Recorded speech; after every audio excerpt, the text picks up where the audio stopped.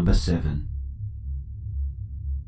In 2003, a pensioner collapsed and died after chasing youths who were pelting his home with eggs during Halloween night. Police reports indicated that a group of young people were seen throwing eggs at a home on the Halwood Park estate in Runcorn at about 7:30 p.m. Reports specify that the 73-year-old man, who originally chased a number of the youths away, collapsed and died a short distance away. Police stated on the night that this was a very tragic accident. The elderly couple were watching television when eggs were thrown at their front window, and that what makes this even sadder is Mr. Rennie loved children and had kept sweets especially in the house to give to trick-or-treaters. The 3 youths were arrested but granted bail pending further inquiries at the time. Number 6. In the year of 2009, a body of a man that had been rotting for days was located on the premises of an apartment block. The man, Mustafa Mahmoud Zaid, was found slumped over a chair on the balcony of his 3rd-floor Los Angeles apartment with a single gunshot wound to the eye. Neighbours had actually seen the body nearly a week before the discovery was made, but hadn't called the police. Surprisingly, those who saw the body assumed that the corpse was actually an excellent Halloween prop. Cameraman Austin Rushbrook was at the apartment when the authorities were alerted to the body on Thursday. According to the reports, the body was in plain view of the entire apartment complex and was seen by men, women and children who all assumed the body was a Halloween dummy, and so they never notified police. Witnesses to the event described the body as very strange because the body looked unreal and very prop-like. Number 5. In late 2013, Jordan Morlan, a hard-working honor student at Fern Creek High in Kentucky, was found dead. Jordan had been decorating the family yard in anticipation of Halloween in the month of September. Among the decorations, he had hung a noose from a tree. Jordan, being somewhat of a prankster, decided later that afternoon that he would play a prank on his younger sister. His little sister soon found Jordan and went to their mother to inform her that Jordan was hanging from a tree and not moving. Their mother, Ginger Rodriguez, at first dismissed her daughter, telling her that it was just a joke and her brother was playing a trick on her. But she soon became worried when the little girl said that he had drool running down his mouth. Immediately after this, Miss Rodriguez ran to the yard but was unable to get her son down. Paramedics were able to get him down and rushed him to the hospital, but unfortunately it was already too late. Young Jordan was placed on life support, but he died shortly after from organ failure. Police classified Jordan's death as accidental and maintained that Jordan must have become disorientated after putting the noose around his neck and had then passed out when it tightened. Number 4. On Halloween of 2010, a 17-year-old boy was shot dead after allegedly egging a Mercedes. Tavares King was out at 8 p.m. enjoying the festivities of the night when he decided to play a prank on people by throwing some eggs at passing cars. Unfortunately for Tavares, after throwing these eggs at one of these cars, the teenager was confronted by the driver of one of these cars and was subsequently shot in the neck and leg as he attempted to run away.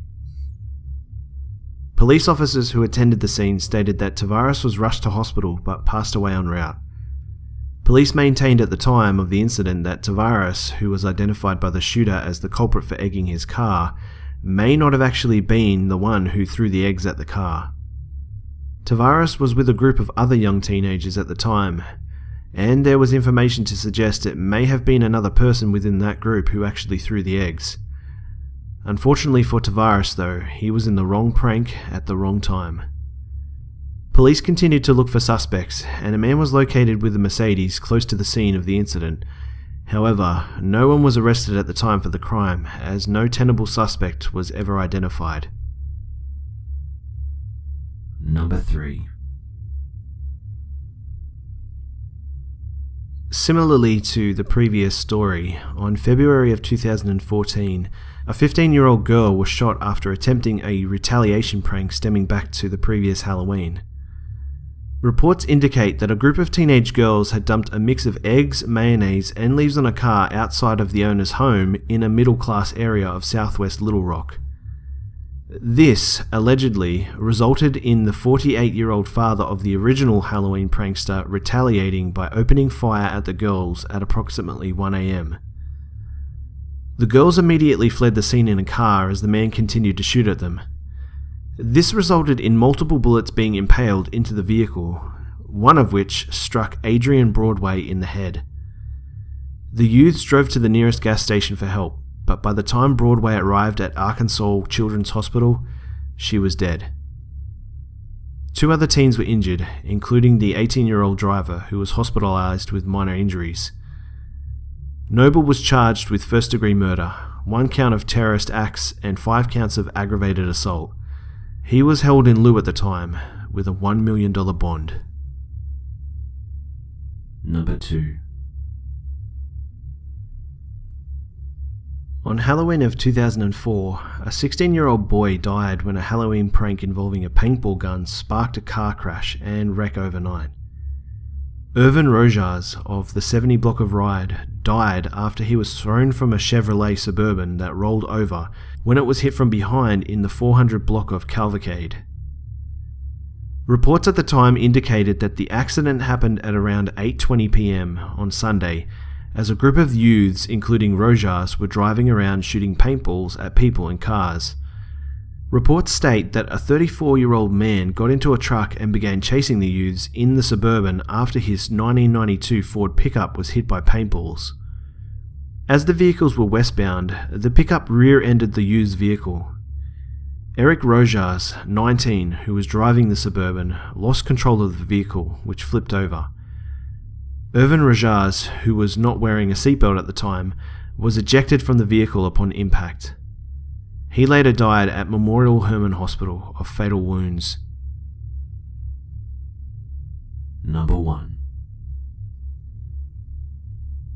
On Halloween of 2014, Patricia Ward, 66, was killed inside her apartment by her son, 35-year-old Derek Ward, who jumped in front of a commuter train near the Farmingdale, New York home moments later, killing himself.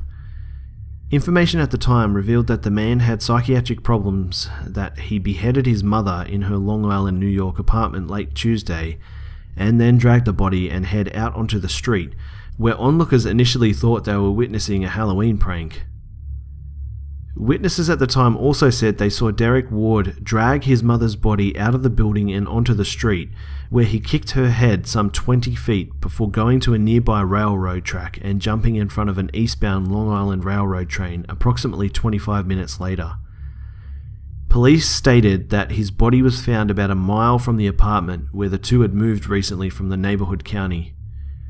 Others at the scene at the time said that there was blood all over the floor, and that you could see smears in the home going down the stairs, as if somebody were pulling a body.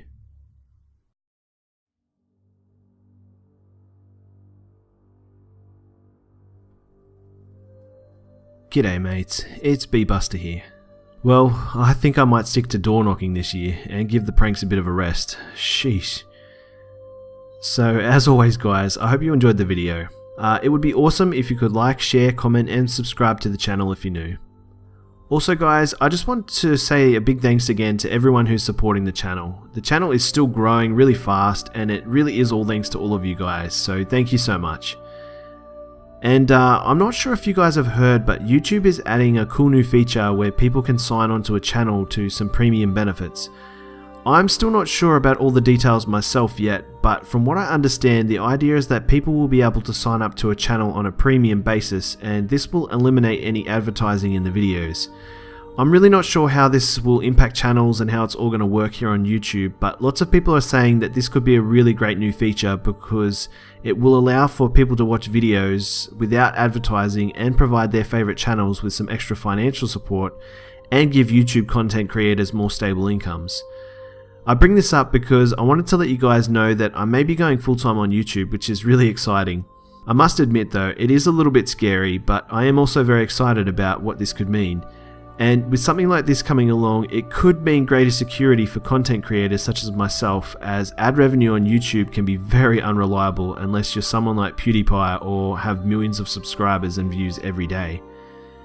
So yeah, I'll be sure to keep you guys posted, but your ongoing support would be really appreciated now more than ever as I look to transition into YouTube full time and hopefully bring you guys daily videos, which I'm personally really excited about. Anyway, I'm rambling.